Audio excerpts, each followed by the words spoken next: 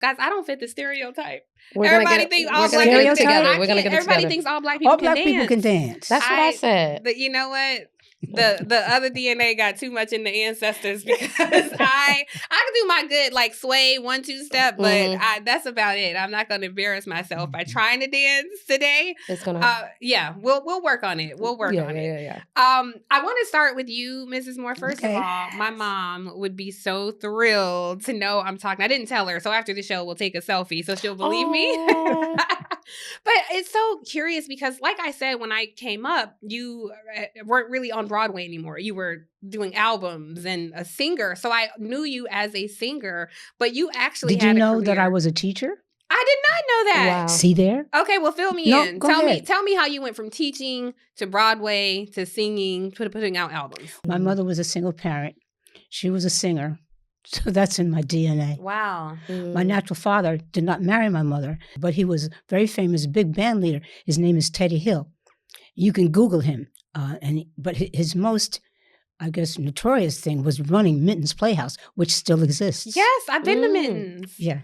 Oh, that's amazing. So that's who I really am. I had no idea. I mean, how I started. So for the folks who are tuning in, Minton's is legendary in Harlem. Like it's a place to go. Not always has been, but wait, tell me I'm from Florida.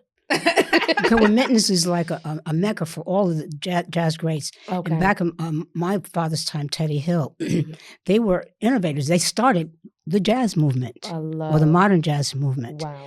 And people like Dizzy Gillespie and Miles Davis, they cut their teeth there in big bands like my father's band. So that's what Minton's is. It has a place in history. And of course, New York. Come on. New York City. So your father, was he in your life? No, he was not. Okay. So I had that broken, really destructive beginning of the family. But my mother married this incredible man. His name was Clement Moorman. And I think Clement means clemency, mercy. Anyway, he married my mother. So then my mother was trying to take care of my grandmother who had had strokes. So I helped take care of her when I was small. But she hired someone to take care of me while she was on the road. And her name was Lula Mae, Hattie Mae, Katrina. I can't remember all her names. But we call her Mama Lou for short.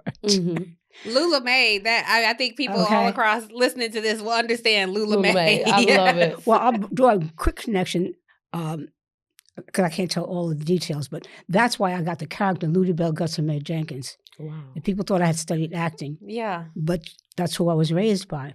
Wow. But my mother married this incredible man who was from Newark, New Jersey, so that's my history too. And he had a son and a daughter, and his wife had passed away. So he married my mother, and he took me, my grandmother, and my nanny to Newark, New Jersey. Wow. I was already 10 years old. But when you're the instrument, you can attest to this too, Amari, that you usually know by the time you're 2 or 3 years old that you have a voice. Right. But I'm a late bloomer in every which way because of the family not being whole in the beginning. But better late than never. Yes. So my stepdad was a piano player. And of course, my mother was a singer, and they worked together. They had a professional performing group. But he had a son and a daughter. So now I have a sister and a brother. They're both older, but he made us all take piano lessons. So I'm 10 years old. That was the beginning of music in my life, not in New York, but in Newark. And the beginning of forming, getting good education. Once it was time to go to high school, I realized I loved music. I didn't know I was going to be a star or anything like that. Just love music. Yeah. So then I said, oh God, I got to go to Arts High. And I want to study music. I want to major in music. And after that, we didn't have the money to go to a private music college. We didn't know to look for scholarships. So I went to Montclair State Teachers College, which is the best state college in New Jersey as far as I'm concerned. I majored in education. And my major instrument was voice, and my secondary instrument was piano. But anyway, I taught music in the public schools. And then after that, I said, okay, because Dad and Mother said, well, you're not going to be like us. You're going to get real jobs. And they really fostered us to be teachers and educators. What I found out from that is you learn from teaching. First thing I learned, and now looking back, is that the kids, boy, they see you and they get into what you're saying, they start to dress like you, they emulate you. You see the power that the arts have. Or just a good example. It doesn't have to be the arts, but since that's my focus, people always ask you, about your work. Then I understand from that, going from that into professional music, that it's not just about you and your lane and your specialty, but it's whatever you have that you shared. He made us the family. I know about a family because I didn't have one. I know that the human race is my family. And so like you were talking about us being prepared to be the stage. Well, we're just working to our extended family. And you have this, it's not responsibility, it's a privilege to try to be a good example because it makes you set the bar higher. Would you like to get a word in? Look, Amari and I are both like, yes, say more. We're just absorbing everything you're saying, right? Yes. But I do think the importance of what you're saying is that you were classically trained, like not only in your home were you classically trained, but you went and studied and, got a degree and you were an educator. And I think your ability to teach directly impacts your ability to learn. So it does make me, we'll come back to that because I do want to talk about that, but it does make me wonder about you, Amari. And I'm wondering, is there a contrast in how Ms. Moore got her start versus how you got into the industry? There's a contrast, but at the same time, from what I was gathering from your story, is the journey, even from the beginning. So I come from a entertainment family. So we're from Jacksonville, Florida. So both of my parents were in the arts in different ways. So my dad was more in production. My mom was in front of the camera. Her dream is to become a Broadway actress. Really? Yes, that is like to this day, we're really hoping, we're praying she's gonna have that moment. I love it. But my journey with dance started from my older brother. He was more of the dancer and I got into it just to be around him 24/7. And around 16, 17, I had went to this dance convention called Monsters of Hip Hop. And my family, we were known for bringing choreographers from New York, LA, to Jacksonville, Florida to host master classes because nobody thinks of an amazing dance community when you think of Jacksonville. So through there, I was getting more insight and getting just more awareness about what was going on outside of Jacksonville when it came to the dance industry. And when I went to Monsters of Hip Hop, it's a big dance convention that travels the United States, and all their faculty is different choreographers that are choreographing all the pop artists of that time.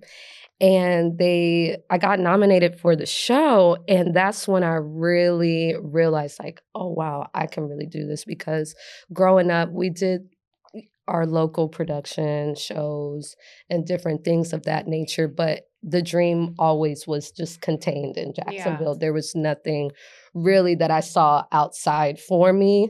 And just looking at the music videos at that time, there was no one that truly represented me as well. So my only hope was seeing someone like Missy Elliott, but I wasn't trying to be an artist. Shout out to Missy Elliott. Shout out to Missy. Yes. I actually, fun fact, I played her double years later for the VMAs Vanguard Awards. Yes. I love it. So that was a full circle moment. And once I got nominated for Monsters, my parents, I was just finishing high school at this time.